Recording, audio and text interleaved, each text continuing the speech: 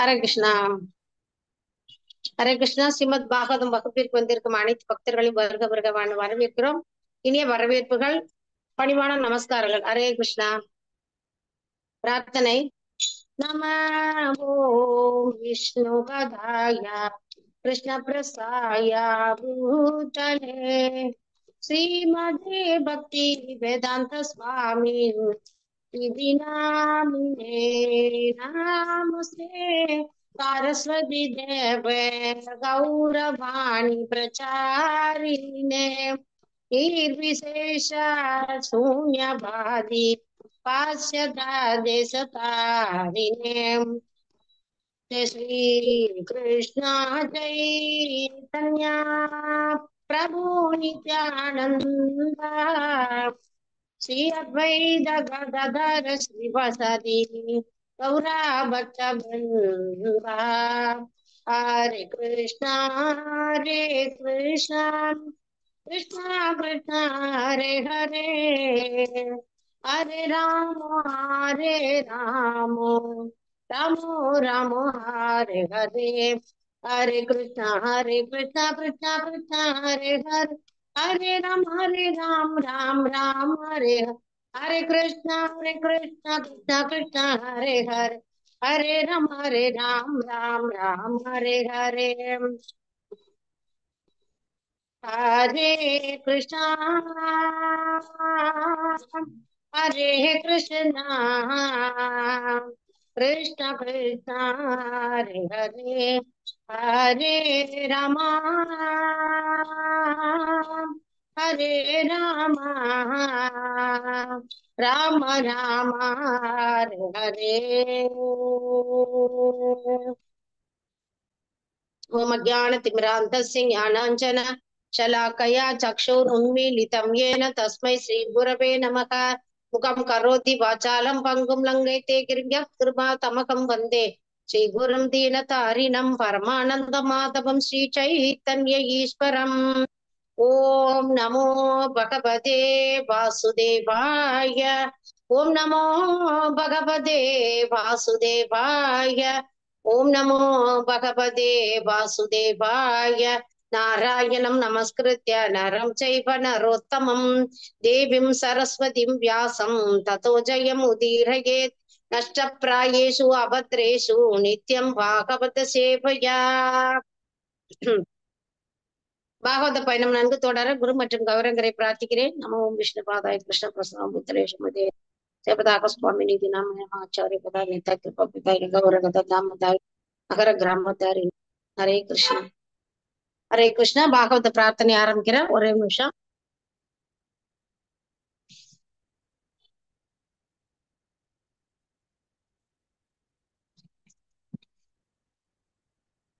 ஸ்ரீமத் பாகவத பிரார்த்தனை.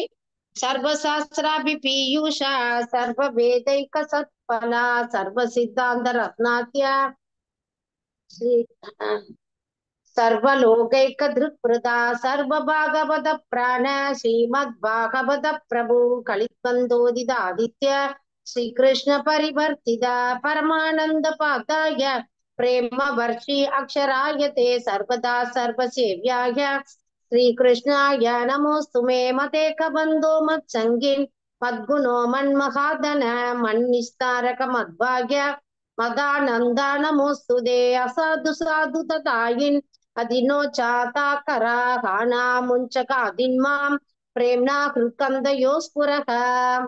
हरे कृष्णा. பூஷா மாதிரி படிங்க. ஹரிபோல். ஹரே கிருஷ்ணா. மொழிபெயர்ப்பு.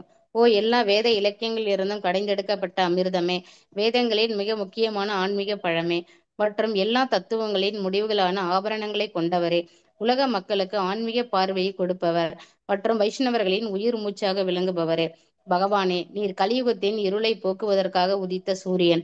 உண்மையில் நீர் எங்களிடம் திரும்பி வந்த கிருஷ்ணர். ஓ ஸ்ரீமத் பாகவதமே, உங்களுக்கு என் பணிவான வணக்கங்கள். உங்களை படிப்பவர்கள் உன்னத ஆனந்தத்தை அடைவார்கள். ஏனெனில் உங்கள் எழுத்துக்கள் அவர்களுக்கு தூய பக்தி தொண்டை பொழிகின்றது. நீங்கள் பகவான் கிருஷ்ணரின் அவதாரமாக இருப்பதால் எப்பொழுதும் அனைவரும் உங்களுக்கு தொண்டு புரிய வேண்டும். ஓ ஸ்ரீமத் பாகவதமே, ஓ என்னுடைய ஒரே நண்பரே, உடன் இருப்பவரே, என்னுடைய ஆசிரியரே, என்னுடைய ஆசிரியரே, என்னுடைய மிகப்பெரிய சொத்துமாகவும் விடுவிப்பவருமாகவும் இருப்பவரே, என்னுடைய மிக நல்ல பாக்கியம் மற்றும் ஆனந்தமாக இருப்பவரே, என்னுடைய மரியாதை கலந்த வணக்கங்களையும் ஏற்றுக்கொள்ளுங்கள். ஓ ஸ்ரீமத் பாகவதமே, புனிதமற்றவருக்கும் புனிதத்தை வழங்குபவரே, மிகவும் வீழ்ச்சி அடைந்தவர்களை உயர்த்துபவரே, என்னை எப்பொழுதும் கைவிட வேண்டாம். கிருஷ்ணருக்கான தூய பக்தி தொண்டருடன் எப்பொழுதும் என் இதயத்திலும் தொண்டையிலும் தோன்றுவீராக. ஹரே கிருஷ்ணா. நன்றி மாதாஜி. ஹரே கிருஷ்ணா. நன்றி மாதாஜி. இப்போ நம்ம 29 ஆரம்பிக்கணும் இல்லையா? ஆமா மாதாஜி, 29 மாதாஜி. 29. ஓகே. ஹரே கிருஷ்ணா. சதி தன் உடலை துரத்தல். இதுல காண்டம் 4, அத்தியாயம் 4, பதம் 29.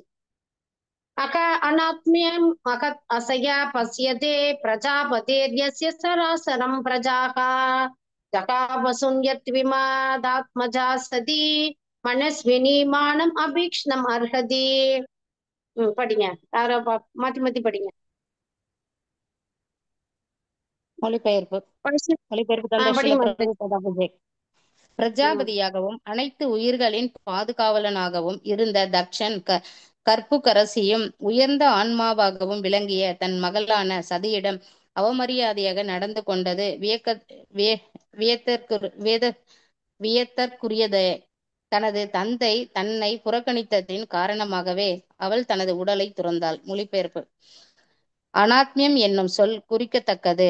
ஆத்மியம் என்றால் ஆத்மாவின் உயிர் என்று பொருள். தக்ஷன் உயிருடையவராக தோன்றினாலும் உண்மையில் அவர் உயிரற்ற அனாத்மிய பிணமேயாவார் என்று குறிப்பிடப்படுகிறது.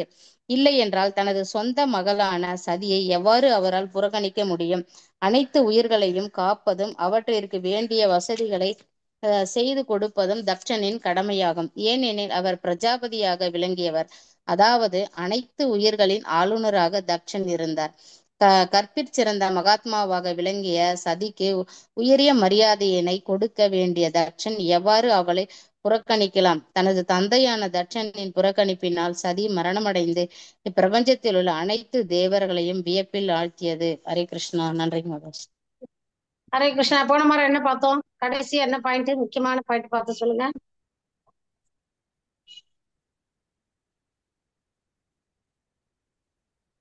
சிவபெருமான் இதான் சொல்றேன், நானே சொல்றேன். தக்ஷனோட பெண், செல்ல பெண்ணான சதி அந்த பிரஜாபதி எல்லா செல்வ வளங்களும் வச்சிருக்காரு, எல்லாம் இருக்கு. பிரஜாபதியோட மகள், அதே மாதிரி சிவபெருமானோட மகள், மனைவியா இருக்காங்க. எல்லாம் இருந்தாலும் அவங்களுக்கு ஒரு மனக்குறை இருக்கு. இவ்வளவு இருந்து மனக்குறை இருந்ததுன்னா என்ன அர்த்தம்? என்ன காரணம் சொல்றாரு பிரபுபாதோட மூடு என்ன? அது பார்த்தோம் இல்லையா? என்ன சொல்லப்படுது? உன்னதமான முழுமுதற் கடவுளிடத்தில் மாறாத அன்பினை வளர்த்து கொள்வானாயின் அது அவனுக்கு முழு திருப்தினை அளிக்கும். அப்ப இவங்க இந்த உடலை விடணும், எனக்கு இது வேண்டாம், இந்த தக்ஷன் கொடுத்த உடம்பு எனக்கு அருவருப்பா இருக்கு, அதை நான் விடணும் அப்படிதான் நினைச்சாங்களே தவிர பரமபுருஷ பகவானின் பாத தாமரை திருவடிகளையோ அவருடைய நாமத்தையோ குணத்தையோ லீலைகளோ நினைத்து உடலை விடவில்லை. முக்கியமான பாயிண்ட். த்ரூ அவுட் எல்லா புக்லயுமே எல்லாத்துலயும் நம்ம பிரபாதர் திரும்ப திரும்ப முழுமுத கடவுளான பகவான் ஒரு க்ஷணம் கூட அவர் மறக்காத, எப்ப பார்த்தாலும் நினைச்சுக்கிட்டே இரு. இதுதானே எப்ப பார்த்தாலும் சொல்றது இல்லையா? Always remember Krishna, never forget Krishna. அப்ப கிருஷ்ணாவை நினைச்சிருந்தோம் அப்படின்னா ரிஷிகேஷர் இவர் புலன்களை கட்டுப்படுத்தி இருப்பார். அவங்க நினைப்பேன்னா இவர் கொடுத்த உடல் அதை நான் திறந்துடணும், இவர் கொடுத்த உடல் அதை திறக்கணும். வைஷ்ணவ உபச்சாரம் பண்ணாரு, அவரை அதுல செஞ்சதெல்லாம் ஓகே தான். பட் உடலை துறக்கும் சமயத்துல என்ன செஞ்சிருக்கணும்? அந்த நாராயண ஸ்மிருதி திரும்ப திரும்ப எல்லா ஆச்சாரியர்களாலும் பிரபாதராலும் சொல்லப்படுவது, உடலை விடும் நேரத்தில் நீ பகவானை நினைக்கிறாயா? அந்த உணர்வு, எந்த உணர்வில் நீங்க போனோம் அப்படிங்கறதுதான் மாற்றுறாங்க. அப்ப இவங்க என்ன செஞ்சாங்க? பகவானை திருப்திப்படுத்துறதுக்கு நினைச்சிருந்தாங்க அப்படின்னா என்னோட நினைப்பு என்ன? நான் எப்ப பார்த்தாலும் ஹரிநாமம் சொல்லணும், அவரை பத்தி பாடணும், ஸ்லோகம். சரி, நான் உடல் விடப்படுறேன், பகவானை பத்தி கோவிந்தம் ஆதி புருஷம் தமகம் பஜாமி, பகவானே நான் உன்னோட தாமரை திருவடிகள்ல வந்துடுறேன் அப்படின்னு சொன்னாங்களா? சொல்லியிருந்தா என்ன இருக்கும்? என்ன பாயிண்ட் அதை சொல்லுங்க பார்க்கலாம். ஒரு முக்கியமான பாயிண்ட் சொல்லுங்க, என்ன ஆயிருந்திருக்கும்?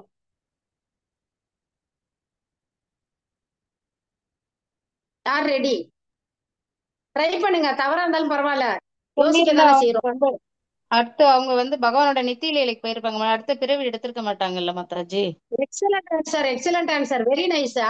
நித்திய லோகத்துக்கு போயிருப்பாங்க, திவ்யமான உடல் கிடைச்சிருக்கும். அடுத்த உடல் வந்து ஆன்மீகமான உடலை அவள் அடையவில்லை. பிரபுபாதர் மூடு இதுதான். உடலை விட்டாங்க, இன்னொரு உடல் போச்சு, இங்க பூந்து இதான் வேலையா நமக்கு. இன்னொரு எத்தனையோ யோனி, 84 லட்சம் யோனிகளுக்குள்ள பூந்து பூந்து தூந்து திரும்பி வந்து மனித உடல் எடுத்தாச்சு. திருப்பி போய் இன்னொரு உடலை எடுக்கிறதுக்கு இவ்வளவு தவம் இருந்து பூங்கணும்.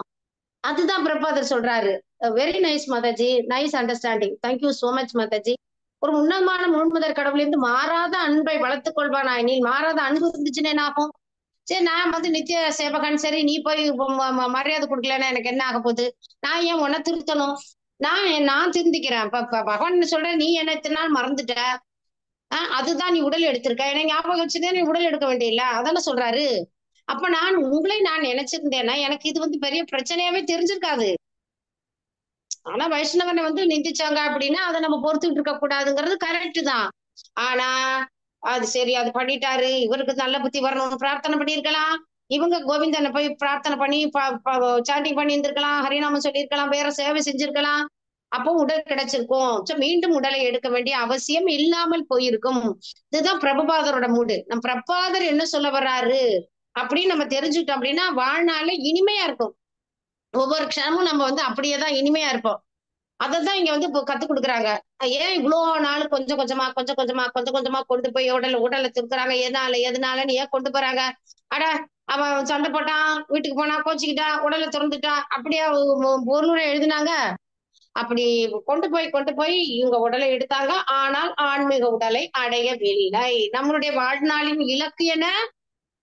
திரும்ப இன்னொரு உடலுக்குள்ள போகக்கூடாது.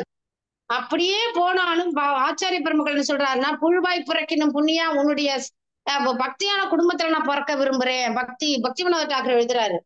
ஏன்னா ஒரு புழுவா கூட வச்சிரு, ஆனா ஒரு பக்தனோட வீட்டுல நான் பிறந்தேன் என்றால் அவன் பக்தி பண்ணுவான், ஹரிநாமத்தை சொல்வான், லீலைகளையும் குணங்களையும் அவன் வந்து எல்லார்ட்டையும் பேசிட்டு இருப்பான். அதை நான் கேட்பேன், தூய்மை அடைவேன். எனக்கு கொடுத்துரு, நீ என்ன வேணா உடல் கொடு, நான் கவலைப்படலாம், ஆனா என்ன பக்தியான குடும்பத்துல பிறக்க வை அப்படின்னு ஒரு கண்டிஷன் போடுறான் இல்லையா? அப்ப இந்த நமக்கு வந்து ஏன் அதுதான் நம்ம முக்கியமாக்கா பார்க்கணும். ஒரு ஸ்லோகம் முடிச்சுன்னா அதுல பிரபுபாதர் என்ன சொல்ல வர்றாருங்கிறது ரொம்ப முக்கியமா கவனிக்கணும். இல்ல, பிரபுபாதர் என்ன சொல்லிட்டாரு? அவள் ஆன்மீக உடலை அடையவில்லை. ஆனா என்ன செஞ்சிருந்திருக்கணும்? உன்னதமான முழுமுதற் கடவுளிடத்தில் மாறாத அன்பினை வளர்த்துக் கொள்வானாயின் அது அவனுக்கு முழு திருப்தியும் கொடுத்திருக்கும். இந்த மாதிரி வந்து சோகமே இருக்காது, மனக்கவலையே கிடையாது. இன்னைக்கு கூட நமக்கு ஒரு மாதாஜி கூட தான் ஒரு கிளிப்பிங் அனுப்பியிருந்தாங்க. அதுல பாருங்க, இந்த மாதிரி இப்ப ஸ்ட்ரெஸ், டிப்ரெஷன், வியாதி, இந்த ஒபிசிட்டி, பலவிதமான நோய்களுக்கு காரணம் வந்து நீ பகவத்கீதையில இந்த மாதிரி நடக்கல, நீ சாண்டிங் பண்ணு, ப்ரே பண்ணு, பகவத்கீதை நட, அதுல என்ன சொல்லியிருக்கு, என்ன சாப்பிடணும் என்ன சாப்பிடக்கூடாது, என்ன செய்யணும் என்ன செய்யக்கூடாது தெரிஞ்சது அப்படின்னா ஏன் இவ்வளவு நோய் எதுக்கிட்டு என்கிட்ட வர்றீங்க? போய் அவர் தான் இருக்காலே மருத்துவரும் அவரே, மருந்தும் அவரு. பியூட்டிஃபுல் இல்லையா? டாக்டர் அவர் தான், கிருஷ்ணரே தான் டாக்டரு. அவர் பிரிஸ்கிரிப்ஷன் என்ன, என் பேரே சொல்லி அதுவே தான் மருந்து. கிருஷ்ணரே தான் மருந்து, கிருஷ்ணரே தான் டாக்டர். அப்ப அதான் இங்க சொல்லுது, உன்னதமான முழுமுதற் கடவுளத்தின் மாறாத அன்பினை வளர்த்துக் கொள்வானாயின் அது அவனுக்கு திருப்தி கிடைக்கும். இப்ப திருப்தி இல்லாம இறந்து போயிருக்காங்க, ஆசையே இல்லையா? அந்யாபிலாஷ சூன்யமா இருக்கணுமே. உங்களுக்கு ஆசை என்ன? நான் வந்து இந்த உடலை விடணும், இந்த உடலை விடணும். அப்ப சரி விடு, அப்புறம் வேற எதை எடுக்கிற?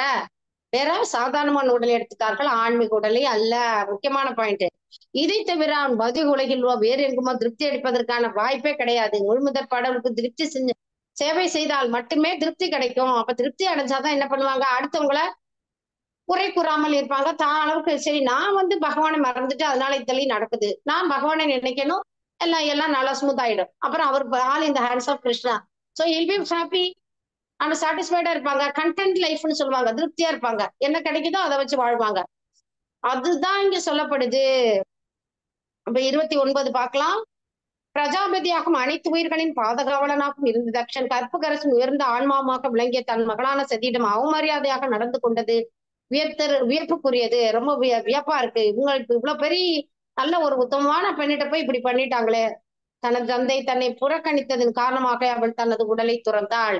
நம்மளும் உடலை திறக்கலாம். கிருஷ்ணருக்காக உடலை திறக்கணும், பிரபுவாதற்காக உடலை திறக்கணும். எங்கேயா போற புக் டிஸ்ட்ரிபியூஷன் பண்றான், எவனா ஷூட் பண்ண வந்து அந்த என்னை கொள்ளு பரவாயில்ல, நான் பண்ணாலும் புத்தக விநியம் பண்ணும்போது தானே இறப்பேன். அந்த மாதிரி நம்ம வீராவேசமா இருக்கணும். என்ன நடந்தாலும் கிருஷ்ணருக்காக உடலாம், கிருஷ்ணருக்காக உடல் விடலாம், எவ்வளவு வேணாலும் உதவாங்களாம், எவ்வளவு வேணாலும் யார்கிட்ட வேணாலும் திட்டுவாங்களாம். ஆனா நான் கிருஷ்ணரை வழிபடுவேன், கொண்டாடுவேன் அப்படின்னு. ஏன்னா நான் எல்லாரோட நாதனும் அவர்தான். சில பேர் மறந்துட்டோம், சில பேருக்கு ஞாபகம் வந்திருக்கு, அவ்வளவுதான் வித்தியாசம். நாதன் புருஷன் அப்படின்னா கிருஷ்ணர் மட்டும்தான், மீதி பேர் எல்லாருமே பெண்கள் தான். ஆனா நம்ம வந்து சில பேர் என்ன நினைக்கிறோம், நம்ம ஆண்கள், ஓ நான் வந்து ரொம்ப என்ன சொல்றது, ஹை லெவல்ல இருக்க, நீ நீ பெண்ணு லோ லெவல், அதெல்லாம் கிடையாது. பகவான் சொல்ற சுகிருதம் சர்வபூதான, எல்லாரையும் ஒரே மாதிரி நினைக்கிறாரு. நீ ஆண் பெண்ணெல்லாம் ஓகே, என்ன மாதிரி நீ பாவம் புண்ணியம் பண்ணிருக்கோ அதுக்கு அந்த மாதிரி உடல் எடுத்திருக்க, பட் நீ உன்னோட உண்மையான பொசிஷன் என்ன, நீ என்னோட சேவகன், நாம என்ன சேவகன் உணரணும். அதுதான் அங்க மேட்ரு. சேவகன் உணர்ந்துட்டோம் அப்படின்னா அந்த சேவ மனப்பான்மை தான் வருமே தவிர, அந்த தன்மை பொறுமை அந்த மாதிரிதான் வருமே தவிர இந்த கோபத்திற்கு ஆளாகிறது கிடையாது. திருப்தி கிடைக்கும். பகவானை கொண்டாடும் பொழுது ரிஷிகேஷர் நம் புலன்களை கட்டுப்படுத்துவார். அது வந்து எப்படி நம்ம அது ஒரு 3 விஷயம் சொல்லுது. உணவு உண்ணும் போது என்ன ஆகுது, பசி போய் விடுகிறது, அதிருப்தி கிடைக்கிறது, உடலுக்கு போஷாக்கு கிடைக்கிறது. 3 விஷயம் கிடைப்பது போல் பகவானின் திருநாமத்தை உச்சரிக்கும் போது பௌதிக இச்சைகள் போகுது. பசிங்கிறது என்ன, அது வேணும் இது வேணும் அழைக்கிறோம்ல, அந்த திருப்தி, அது இல்லாம அதை வந்து திருப்திப்படுத்திடுவாரு. அதுக்கப்புறம் வந்து ஒரு இன்பம் கிடைக்குது. எப்படி பசி போனதுக்கு அப்புறம் ஒரு ஒரு நல்ல ஒரு ஒரு என்ன, ஆஹா நல்லா இருக்கு அப்படி திருப்தி கிடைக்குது, அது போல கிடைக்கும். அப்புறம் உடலுக்கு சக்தி கிடைக்கிற மாதிரி நமக்கு அந்த ஆத்மாவுக்கு சக்தி கிடைக்குது. அவன் 3 விஷயங்கள் இருக்கு. இது இவங்க அது பண்ணாதனால இத்தனை பாடு. ஆனா இதன் மூலம் நமக்கு பாடம் கற்றுத் தருகிறார். அதெல்லாம் புரிஞ்சுக்கணும். அனாமிய என்னும் சொல் குறிக்கத்தக்கது. ஆத்மிய என்றால் ஆத்மாவின் உயிர் என்று பொருள். தக்ஷன் உயிருடையவராக தோன்றினாலும் உண்மையில் அவர் உயிரற்ற பெருமையாவார் என்று குறிப்பிடப்படுகிறது. இல்லை என்றால் தனது சொந்த மகளான சதியை எவ்வாறு அவரால் புறக்கணிக்க முடியும்? அனைத்து உயிர்களையும் காப்பதும் அவருக்கு வேண்டிய சில வசதிகளை கொடுப்பதும் தக்ஷனின் கடமை. எல்லாரையும் இது பார்த்துட்டோமோ? சரி. அவன் பரவாயில்ல. எல்லாரையும் பாதுகாக்கிறது கடமை. ஆனா அவங்க பொண்ணையே கூட அவர் பாதுகாக்கல. அந்த மாதிரி கற்பில் சிறந்த மகாத்மா விளங்கிய சதிக்கு உரிய மரியாதையை கொடுக்க வேண்டிய தக்ஷன் எப்படி புறக்கணிக்கலாம் அப்படின்னு இவங்க கேக்குறாங்க. ஒரு கேள்வி வருது அவங்க மனசுல. தந்தையான தக்ஷனின் புறக்கணிப்பினால் சதி மரணம் அடைந்து இப்பிரபஞ்சத்தில் உள்ள அனைத்து தேவர்களையும் விழப்பியல் ஆழ்த்தியது. எல்லாருக்கும் ஒரே வியப்பா இருக்கு, எப்படி இவங்க அப்படி பண்ணாங்க அப்படின்னு சொல்லி. ஏன் புறக்கணிச்சாருன்னு அவங்களுக்கு கேள்வி வருது. பதம் 30. சோ அயம் துர்மர்ஷ ஹிருதயோ பிரம்ம திருச்ச லோகே பகீர்த்திம் மகதீம் அவாப்ஸ்யதி யத்தங் கஜாம் ஸ்வாம் குருடத்வித்யதாம் ந பிரத்யக்ஷேதன் ஹிருதயே பராதரத்த. படிங்க, மொழிபெயர்ப்பு படிங்க. ஹரே கிருஷ்ணா. பதம் 30. படிங்க. Very good. தட்சன் இவ்வாறு மொழிபெயர்ப்பு. தட்சன் இவ்வாறு கல் நெஞ்சுக்காரராக விளங்கியமையால் அவர் ஓர் அந்தணராக இருக்கவே தகுதியற்றவரானார்.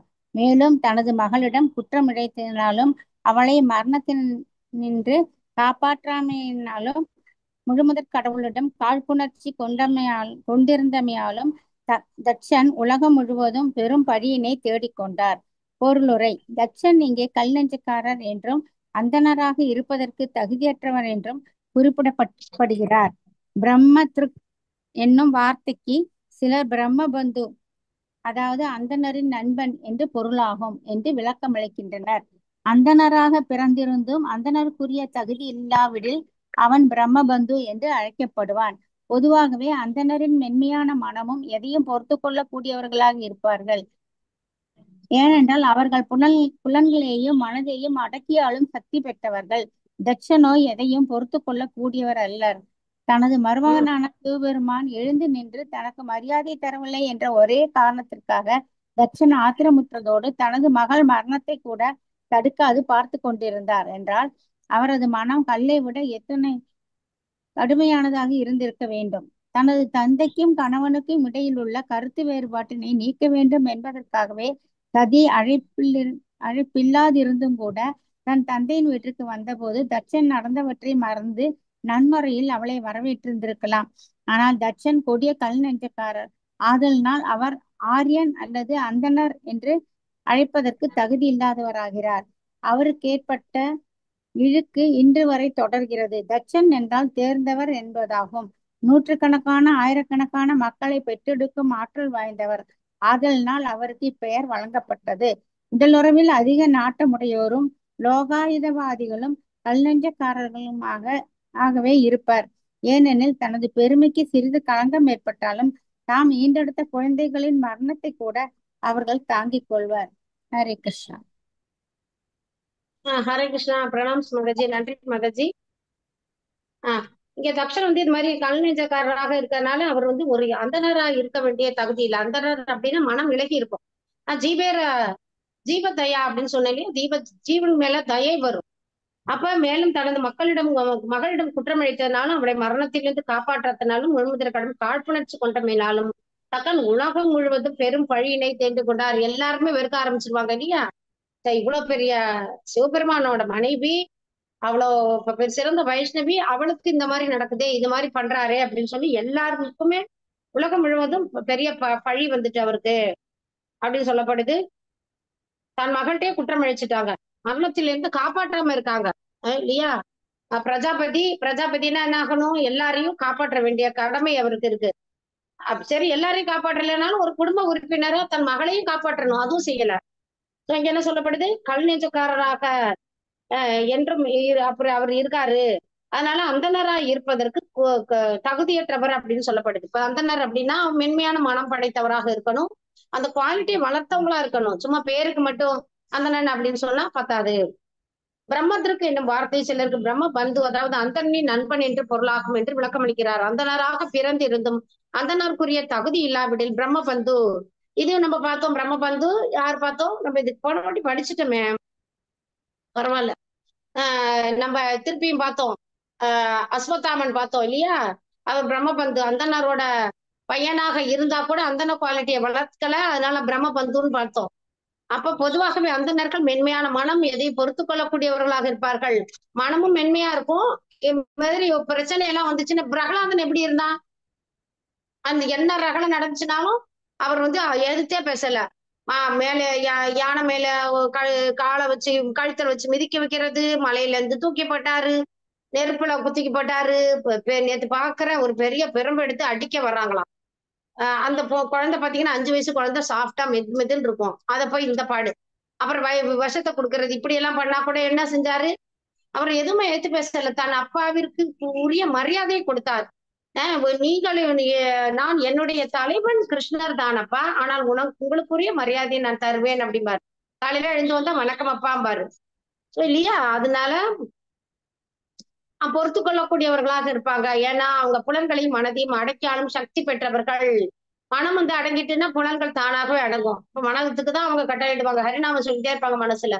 அப்ப தானா எல்லாமே அடங்கி போயிடும்.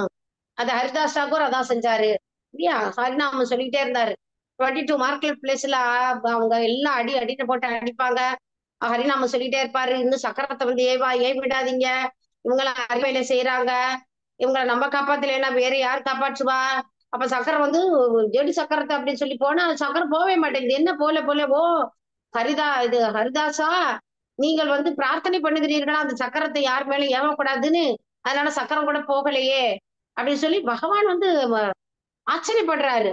அதுதான் வந்து ஒரு அந்தணனுக்குரிய குவாலிட்டி. இப்ப இங்க பாத்தீங்கன்னா மருமகனான சிவபெருமான் எழுந்து எனக்கு மரியாதை கொடுக்கலன்னு இவ்வளவு ஒரு ரகலை பண்ணியிருக்காரு. அப்ப பொண்ணு இறந்து போனா கூட அவருக்கு கவலை இல்லை. அந்த அளவுக்கு அவங்களுக்கு ஆத்திரம். அந்த மாதிரி கல் நெஞ்சக்காரர்களாக இருப்பார்கள். சில பேர் சொல்லுவாங்க, நீங்க என்ன ஹரிநாமம் சொல்றீங்க, ஒன்னா சுயநலமா இருக்கீங்கமாங்க. இல்லை, இது சுயநலம் இல்லை, சுயநலம் கிடையாது. பகவானை திருப்திப்படுத்துவது என்பது பொது நலமான உள்ளது. தான் வந்து உயர்வா அடுத்தவனை உயர்த்துவது எப்படின்னு சொல்லி அவங்க கருணையை வழங்குவாங்க. ஆனா எல்லாரும் கலியுக மக்கள் என்ன மாத்தி பேசுவாங்க. கிருஷ்ண பக்தி வந்தவங்க எல்லாம் சுயநலம், நாங்கெல்லாம் ரொம்ப பொது, எல்லாருக்கு மேலேயும் அக்கறை காட்டுறோம்னு சொல்லுவாங்க. அப்படி இல்லைன்னு சொல்லி பிரபாதர் இங்க எழுதுறாரு. ஓகேயா? தன் மகளோட மரணத்தை கூட தடுக்காது பார்த்து கொண்டிருந்தாள் என்ற மனம் கல்லை விட எத்தனை கடுமையானதாக இருந்திருக்க வேண்டும். தனது தந்தைக்கும் கணவனுக்கும் இடையிலுள்ள கருத்து வேறுபாட்டை நீக்க வேண்டும் என்பதற்காக தான் சதி வந்து அழைப்பில்லாமல் இருந்தா கூட தந்தை வீட்டிற்கு வந்த போது தக்ஷன் நடந்தவற்றை மறந்து நன்முறையில் அவரை வரவேற்றிருக்கலாம். ஓ, நான் வந்து நம்ம கூப்பிடலைன்னா கூட பொண்ணு நம்மளை பாக்குறதுக்கு ஆசையா இருக்காளே, வாங்க வாங்க அப்படின்னு கூப்பிட்டுருக்கலாம். ஆனா அவர் செய்யல. கொடிய கல் நெஞ்சக்காரர் ஆதனிலால் அவன் ஆரியன் அல்லன் அல்லது அந்தனர் என்று அழைப்பதற்கு தகுதி இல்லாதவர் ஆகிறார். ஆரியன் என்றால் என்ன அர்த்தம்? நாகரிக மனிதன் அர்த்தம். நாகரிக மனிதன் என்ன அர்த்தம்? வேத நாகரிகத்தில் வேதம் என்ன சொல்லப்பட்டிருக்கோ அதை ஃபாலோ பண்றவங்க தான் ஆரியன். அப்ப அர்ஜுனன் ஆரியனா இல்லையா?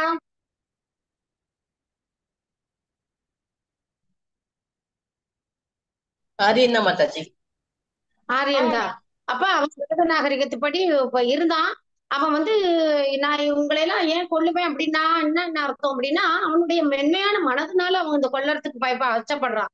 எல்லாம் எதிர்ப்புல இருக்கிறவங்க எல்லாம் அவன் ஒரு சிறந்த பக்தன், அதனால அவன் மென்மையான மனது படைத்ததுனால நான் எப்படி இவங்களை எல்லாம் கொல்லுவேன் அப்படின்னு சொன்னாரே தவிர அவர் வேத நாகரிகத்தை பின்பற்றுபவர் ஆரியன். ஆரியன் அப்படிதான் இருப்பாங்க. அவனுடைய குணநலங்கள் மென்மையாக இருக்கும், பொறுத்து கொள்ளக்கூடிய தன்மை வரும். எடுத்து டடா புட்டா அப்படின்னா அவங்க வந்து வேத நாகரிகம் ஒன்று அறியாததுனால அவங்களுக்கு எடுத்ததும் என்ன பண்றோன்னே தெரியாம சத்தம் வரும். அவருக்கு ஏற்பட்ட இழுக்கு இன்று வரை தொடர்கிறது. அந்த தக்ஷனுக்கு ஏற்பட்ட இழுக்கு இன்னைக்கு வரை தொடருது. தக்ஷன் என்றால் தேர்ந்தவர் என்பதாகும். நூற்றுக்கணக்கான ஆயிரக்கணக்கான மக்களை பெற்றெடுக்கும் ஆற்றல் வாய்ந்தவர் ஆதலினால் அவருக்கு இப்பெயர் வழங்கப்பட்டது. அப்ப பாருங்க, நிறைய குழந்தைகளை பெற்றெடுக்கும் ஆற்றல் வாய்ந்தவர் அப்படின்னு தான் பேரு. அதனாலதான் அதுக்கு அந்த பேரும் வந்துச்சு அப்படின்னு சொல்லப்படுது. உடல் உறவில் அதிக நாற்றமுடையோரும் லோகாயுதவாதிகளும் கல் நெஞ்சக்காரர்களாகவே இருப்பார்கள். ஏனெனில் தனக்கு பெருமை சிறிதும் அவங்களோட பெருமைக்கு கொஞ்சம் களங்கம் வந்துட்டா கூட ஈன்ற இந்த குழந்தைகளை கூட மரணத்தை கூட அவங்க தாங்கி கொள்வாங்க. நீ என்ன எதிர்த்துட்டியா, நான் எப்பேற்பட்ட ஆளு அப்படிதான் இருப்பாங்களே தவிர அட ஏதோ தெரியாம செஞ்சுட்டாங்க நம்ம பிள்ளை தானே அப்படின்ற மன்னிக்கும் தன்மை வராது அப்படின்னு சொல்லப்படுது. அவங்க வந்து பிறருக்கு வந்து மரியாதை கொடுக்க மாட்டாங்க, ஆனா தான் வந்து ரொம்ப ஜாஸ்தி மரியாதையை எதிர்பார்ப்பாங்க. இதுதான் வந்து லோகாயுதவாதி, அது பகவானை அறியாதவர்களுக்குள்ள மனநிலை. அந்த மனநிலை தெரிஞ்சுக்கணும். இப்ப நம்ம எப்படி இருக்கோம் அப்படின்னா, இப்ப நம்ம பயிற்சி பண்ணிட்டு இருக்கோம். அப்ப நம்ம இன்னும் ஹரிநாம சொல்ல சொல்ல தீபதயா வரும், மனம் இழகி கொண்டிருக்கிறது, மென்மையானவர்களாக மாறிக்கொண்டிருக்கிறோம். அடுத்தது போலாமா? இதுல எதுவும் சொல்லணுமா? இப்ப இது வரைக்கும் நடத்தினதுலயே ஏதாவது சொல்லணுமா? நான் போன வாட்டி நம்ம ரீகால் பண்ணோம், அதுல எதுவும் சொல்லணும் வேண்டியிருக்கா? ஹரே கிருஷ்ணா. போலாமா? பதம் 31. பததி ஏவம் ஜனே சத்யா திருஷ்வா சூத்யாம் அத்புதம் தக்ஷம் தத் பார்ஷதா அந்தும் உததிஷ்டன் உதாயுதா. படிங்க.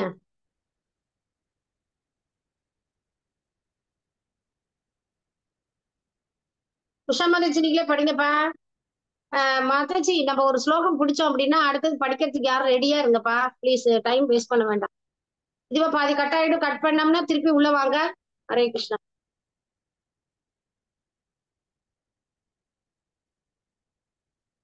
ஹரே கிருஷ்ணா. பேசுறது கேக்குதா? கேக்குது மாதாஜி. மொழிபெயர்ப்பு படிக்கட்டுமா? சரி, நானும் படிக்கிறேன். படிங்க மாதாஜி, படிங்க ப்ளீஸ், யார் வேணா படிக்கலாம். மொழிபெயர்ப்பு தந்த ஸ்ரீல பிரபுபாதருக்கு ஜெய் ஜெய் ஸ்ரீல பிரபுபாத். சதி தானாகவே தனது உயிரை மாய்த்து கொண்ட அற்புதத்தினை எண்ணி மக்கள் எல்லாம் வியந்து பேசிக் கொண்டிருந்த பொழுது அவளோடு வந்த சிவபெருமானின் சேவகர்கள் தட்சனை கொல்வதற்காக தங்கள் ஆயுதங்களை ஏந்தினர். பொருளுரை. கண்டிப்பனாமஜி. படிங்க. சதியோடு வந்த அவளது காவலர்கள் அவளுக்கு எத்துன்பமும் ஏற்படாதவாறு காக்கும் பொறுப்புடையவர்கள் ஆவர். ஆனால் இப்பொழுது தங்கள் தலைவரின் மனைவியை மரணத்திலிருந்து காக்க முடியாது போய்விட்டதை எண்ணி அவர்கள் தங்கள் உயிரை துறக்க முடிவு செய்தனர். அதற்கு முன் தட்சனை கொன்றுவிட வேண்டும் என்று விரும்பினர். தங்கள் தலைவரின் உயிரை பாதுகாக்க வேண்டியது காவலர்களின் கடமையாகும். அவ்வாறு காக்க தவறும் நிலையில் தங்கள் உயிரை மாய்த்துக் கொள்வது அவர்களது கடமையாகும். ஹரே கிருஷ்ணா. நன்றி மாதாஜி. இப்ப பாருங்க, சதி வந்து தானாவே உயிரை மாய்த்து கொண்டாங்க. அந்த அற்புதத்தினை எண்ணி மக்கள் எல்லாம் வியந்து பேசிட்டு இருக்காங்க, என்னடா இப்படி ஆயிட்டே அப்படின்னு. அப்ப அவளோட வந்து சிவபெருமானோட சேவகர்கள்லாம் வந்து தக்ஷனை வந்து கொல்றதுக்காக ஆயுதத்தை ஏந்திட்டு போறாங்க. இதுல எப்படி எழுதுறார் பிரபுபாதர் அப்படின்னா, அந்த சதியோட காவலாக தான் கூட வர்றாங்க, காவலுக்கு தான் வராங்க. அவங்களுக்கு எந்த துன்பம் வரக்கூடாது அப்படின்னு நினைச்சு பாதுகாக்கிறதுக்காக வர்றாங்க. அந்த மாதிரி பொறுப்பு அவங்களுக்கு இருக்கு.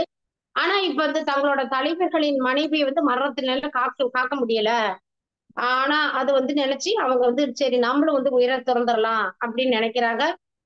அதுக்கு முன்னாடி நம்ம அப்ப உயிரை விடுறதுக்கு முன்னாடி தட்சணை கொண்டு விடணும் அப்படின்னு அவங்க நினைக்கிறாங்க. தன் தலைவரின் உயிரை பாதுகாக்க வேண்டியது காவலர் கொண்ட கடமை. கடமை என்னன்னு எழுதுறாரு. அவ்வாறு காக்க தவறும் நிலையில் தங்கள் உயிரை மாற்றிக் கொள்வது அவர்களது கடமை. அப்படி தலைமையை வந்து காப்பாத்தி ஆகணும். காப்பாத்த முடியல அப்படின்னாக்கா தாங்களும் உயிரை மாற்றிக் கொள்ளணும் அப்படின்னு சொல்லி பிரபாதர் பொருளுரையில எழுதுறாரு. அடுத்தது போலாம். பாதம் 32. நான் படிக்கிறேன் தேசாமா மாதாஜி. படிங்க படிங்க. ஹரே கிருஷ்ணா. போன் வந்துச்சு மாதாஜி, அதால பேச முடியல மாதாஜி. ஹரே கிருஷ்ணா, சாரி மாதாஜி. பரவாயில்ல.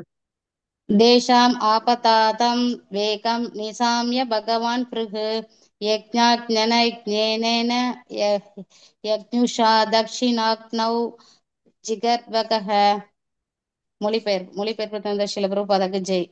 அவர்கள் தாக்குவதற்கு வேகமாக வருவதைக் கண்டு அதன் அபாயத்தினை உணர்ந்த பிருகு முனிவர் வேள்வி தீயின் தென் திசையில் வேள்வி பொருட்களை அர்ப்பணித்து வேள்வியினை சீர்குலைக்க எண்ணுவோரை அழிக்கும் யசூர் வேத மந்திரங்களை உச்சாடனம் செய்யலானார். பொருளுரை. இங்கே வேத மந்திரங்கள் ஆற்றலை விளக்குவதற்கு சிறந்த ஒரு சான்று கொடுக்கப்பட்டுள்ளது. அவற்றை உச்சாடனம் செய்தால் அவை அற்புதங்களை நிகழ்த்தும். இக்கலியுகத்திலோ இந்நாளில் தேர்ந்த மந்திரம் ஓதுவோரை காண்பது அரிது. ஆகையினால் வேதங்களில் கூறப்பட்டிருக்கும் அனைத்து வேள்விகளும் நிறுத்தப்பட்டிருக்கின்றன. இக்காலத்தில் பரிந்துரைக்கப்பட்டிருக்கும் ஒரே வேள்வி ஹரே கிருஷ்ண மந்திரத்தை ஓதுவதே ஆகும். ஏனென்றால் இது போன்ற பெரிய வேள்வியினை நடத்துவதற்குரிய பொருள் வசதி இக்காலத்தில் யாரிடமும் கிடையாது என்பது ஒன்று.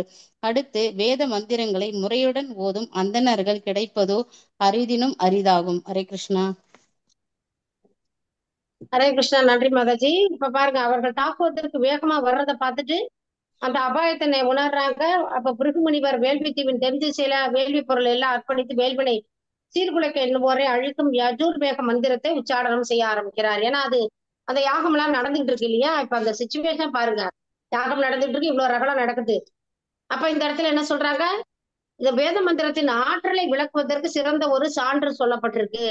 என்னன்னா அதை உச்சாரணம் செய்தால் அவை அற்புதங்களை நிகழ்த்தும். இங்க பாருங்க, அதனாலதான் இங்க பாருங்க, எல்லாரும் வந்து இந்த வேள்வியை வந்து சீர்குலைக்கிறதுக்கு வர்றாங்க. உடனே அவர் என்ன பண்ணிட்டாரு, அங்க எதுவும் ஒரு சீர்குலைப்பு நடக்காம இருக்கிறது ஒரு உச்சாரணம் பண்றாரு. அப்ப என்ன சொல்லப்படுது? இந்த வேத மந்திரத்துல சொன்னா அதுக்கு ஆற்றல் உண்டு, அது மாதிரி நடக்கும் அப்படின்னு அது சொல்றதுக்கு ஒரு சான்று இங்க சொல்லப்படுது. கரெக்டா சொன்னோம் அப்படின்னா அது அற்புதத்தை எல்லாம் நிகழ்த்தும். ஆனா இந்த கலியுகத்துல இந்த மாதிரி தேர்ந்த மந்திரம் ஓதுவோரை காண்பது அரிது. விஷயம் ஒண்ணுதான், உச்சாரணம் பண்ணா கரெக்டா அது வேலையை காட்டும். ஆனா அது சரியான விதத்தில் உச்சரிப்பதற்கு கலியுக மக்களுக்கு அந்த தகுதி இல்ல. இப்ப அந்த மாதிரி யாரும் இல்ல அப்படின்னு தான் சொல்றாரு. காண்பது அரிது. தேர்ந்த மந்திரம் ஓதுவரை காண்பது அரிது. ஆனா மந்திரத்துக்கு பலன் உண்டு. அதை சரியா உச்சாரணம் பண்ணினா அது அற்புதமான வேலையை செய்யும்னு சொல்றாரு. அதனால வேதங்கள்ல கூறப்பட்டிருக்க அனைத்து வேள்விகளும் நிறுத்தப்பட்டிருக்கின்றன. அதனாலதான் இப்ப கலியுகத்துல இந்த ரிக்கு யஜுர் சாம வேத அதர்பண அதுல எல்லாம் சொல்லப்பட்ட மாதிரியான இப்ப யாகங்கள்லாம் இப்ப நிறுத்தப்பட்டிருக்கு. இந்த காலத்துல ஆனா வேள்வி இருக்கு, யாகம் இருக்கு. அது என்ன யாகம்? ஸ்ரீ சைத்தன்ய மகாபிரபு ஸ்ரீமான் மகாபிரபு சொன்ன மாதிரி ஹரே கிருஷ்ண மகா மந்திரத்தை சொல்றதே பெரிய யாகம் தான். இந்த காலத்தில் பரிந்துரைக்கப்பட்ட ஒரே வேள்வி ஹரே கிருஷ்ண மகா மந்திரத்தை ஓதுவதாகும். ஏனென்றால் இது போன்ற பெரிய வேள்வினை நடத்துவதற்கு உரிய பொருள் வசதி காலத்தில் யாரிடமும் கிடையாது என்பது ஒன்று. அடுத்து வேத மந்திரங்களை முறையுடனும் ஓதும் அந்தணர்களும் கிடைப்பதும் அரிதினும் அரிது. அதனால ஹரிநாமத்தை யார் வேணாலும் உச்சரிக்கலாம். அது ரொம்ப சிம்பிள்.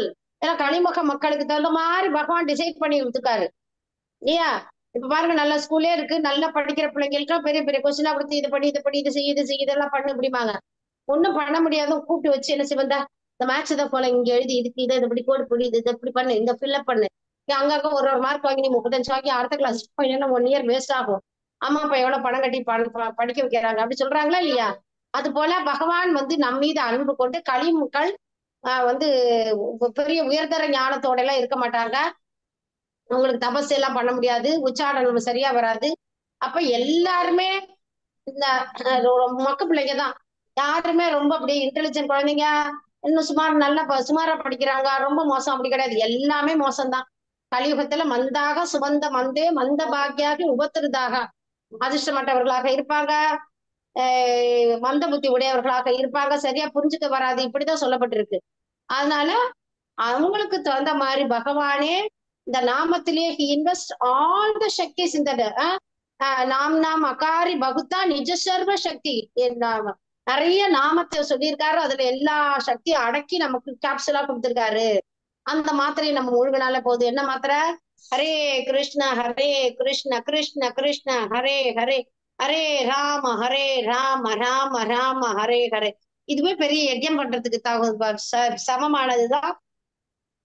இது பெருசா எப்பேற்பட்ட ஏழையும் கிருஷ்ணரை வணங்கலாம். ஹரிநாம சொல்ல சொல்லவே நாம் தூய்மை அடைய அடைய நமக்கு என்னென்ன தேவையோ இந்த யாகம் பண்றதுக்கான எல்லா சக்தியும் வந்துடும். நமக்கு பொருள் தேவையா பொருள் வரும், சக்தி வேணுமா சக்தி வேணும், இந்த மாதிரி சொல்லி தரத்துக்கு புத்தி வேணுமா அதையும் சொல்லி தந்துருவாரு. ஒரு செய்யுள் கோட் பண்ணி எங்க அங்க என்ன இருக்கு ஞாபக சக்தி வேணுமா அதையும் கொடுப்பாரு. ஆட்கள் ஆள் பலம் வேணுமா அதையும் கொடுப்பாரு. இல்லையா? அந்த மாதிரி நம்ம பாக்குறோம். ஒரு இப்ப பாருங்க, இப்ப ரத யாத்திரை வருது அப்படின்னா எத்தனை தேவைப்படுது, எவ்வளவு பேர் தேவைப்படுது. ஒருத்தவங்க வந்து ஆசைப்படுறாங்க அதை பண்ணணும் அப்படின்னு, இந்த இடத்துல போய் இந்த ஹரிநாமம் ஒலிக்கணும். அங்குள்ள மக்கள் ரொம்ப அறியாமையில இருக்காங்க, அவங்களுக்கு ஜெகநாதர் போய் பார்க்க விரும்புறாரு.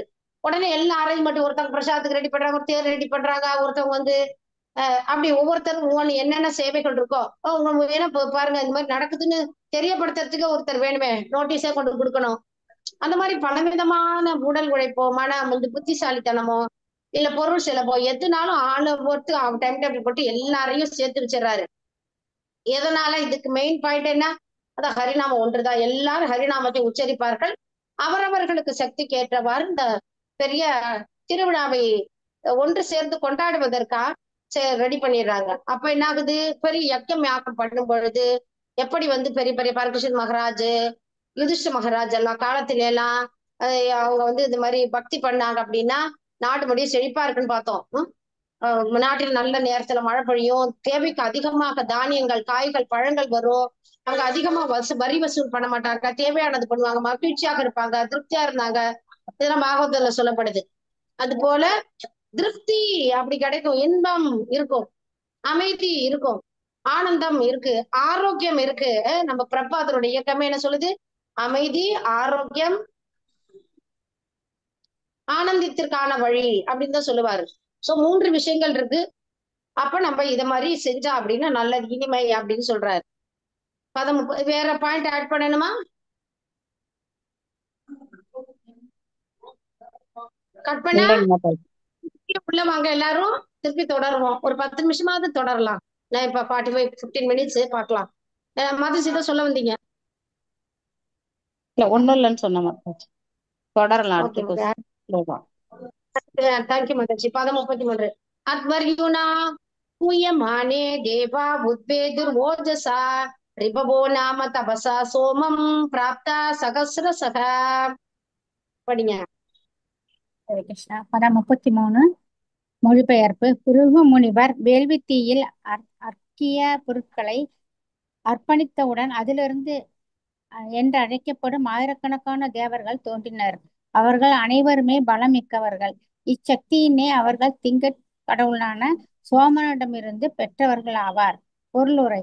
வேள்வி தீயில் அர்க்கிய பொருட்கள் விட்டு யஜுர் தேவ மந்திரங்களை உச்சாடனம் செய்தவுடன் ஆயிரக்கணக்கான ரிபுக்கள் என்னும் பெயருடைய தேவர்கள் அதிலிருந்து தோன்றினர் என்று இங்கு குறிப்பிடப்பட்டிருக்கிறது. பிருகு முனிவரை போன்ற